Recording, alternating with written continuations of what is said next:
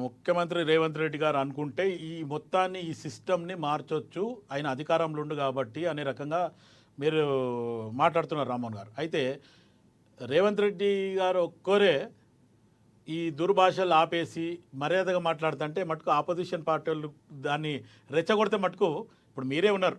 For example మదేమే ఇదే live డిబేట్లో వివేక్ మాట అన్నందుకు మళ్ళీ నేను టీఆర్ఎస్ బీఆర్ఎస్ గురించి వెళ్ళి నేను చెప్పాల్సి వచ్చింది. నేను ఇంత ఉందాగా మాట్లాడేటోనైనా, ఎందుకంటే వాళ్ళకి ఆ భాషలో చెప్తేనే అర్థమవుతుంది అనే రకంగా ముఖ్యమంత్రి గారు కూడా ఆ భాషలో పోయి చెప్పాల్సి వచ్చింది. చెప్పిండు, దాని రిజల్ట్స్ కూడా మనకు వచ్చినాయి, మనం చూసినాం, అధికారంలోకి వచ్చింది.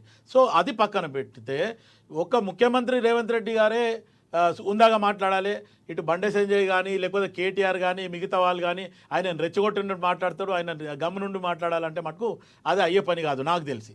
ఇది మన ఇప్పుడు ఈవెన్ మీ లైవ్ డిబేట్లు అయినా వెంకటరెడ్డి గారైనా మీరైనా వివేక్ అయినా మనమైనా ఒక ఉందాగా మాట్లాడుతున్నాం. ప్రజలకి ఒక మంచి సందేశం పోవాలనే ఉద్దేశంతోనే మనం ఈ డిబేట్లు మనం మాట్లాడుతున్నాం.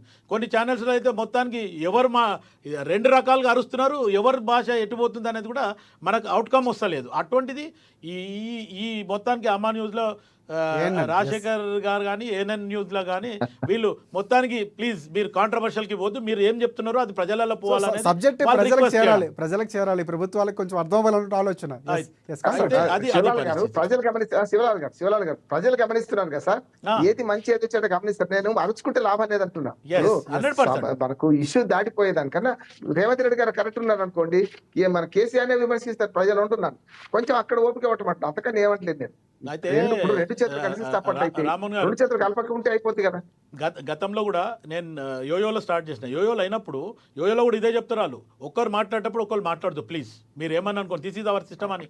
అట్లా అంటే వేరే ఛానల్ అట్లుండదు. మరి మీరు మాట్లాడుతుంటే కౌంటర్ వేసేయండి అంటారు, ఆ కౌంటర్ వేస్తే ఎవరు మాట్లాడినో వినబడదు. ఇప్పుడు మనం ఎంత ఉందాగా మాట్లాడినామో ఆ దిశగానే రేపు గవర్నమెంట్ కూడా అట్లనే ముందు పోవాలని ఆలోచిస్తున్నాం. ఇంకొకటి ఏంటంటే ఇప్పుడు ఎస్సీ క్లారిఫికేషన్ ఏదైతే క్లాసిఫికేషన్ జరిగిందో, ఏదైతే ఎస్సీ వర్గీకరణ జరిగిందో ఆ జరిగిన దాని తర్వాత మందకృష్ణ మాదిగ గారు కొంచెం టైం తీసుకున్నారు ముఖ్యమంత్రిని గర్వలానికి, ఎందుకు జరిగిందో అనేది తెలియదు.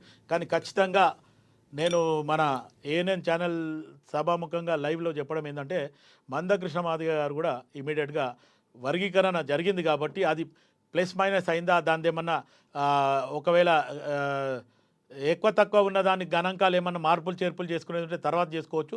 మొత్తానికి 30 ఏళ్ళు కష్టపడిన దానికి ఈరోజు రేవంత్ రెడ్డి గారు కానీ తర్వాత దామోదర్ రాజనరసింహ గారు మా హెల్త్ మినిస్టర్ గారు వాళ్ళు కూర్చొని ఖచ్చితంగా ఏదైతే ఎస్సీ వర్గీకరణ ఒక క్రమబద్ధీకరంగా పద్ధతి ప్రకారంగా 1, 2, 3 లాగా చేసి ప్రజలకు ఇచ్చిండ్రో దాన్ని మంచిది అనుకొని విజయ సభ చేయాలని చెప్పి నేను ఈ దిశగా నేను మాట్లాడడం జరుగుతుంది. ఎందుకంటే ఇప్పటికి లేట్ అయిపోయింది, ఆల్మోస్ట్ ఆల్ 4వ తారీఖు అయిందంటే ఇవాళ 17వ తారీఖు. అది ఎందుకు వెనకాడుతున్నారు అనేది కాకుండా మాదిగల తరఫున అందరూ కూడా వాళ్ళు కాంగ్రెస్ పార్టీ ఏదైతే వర్గీకరణ చేసినందుకు అందరూ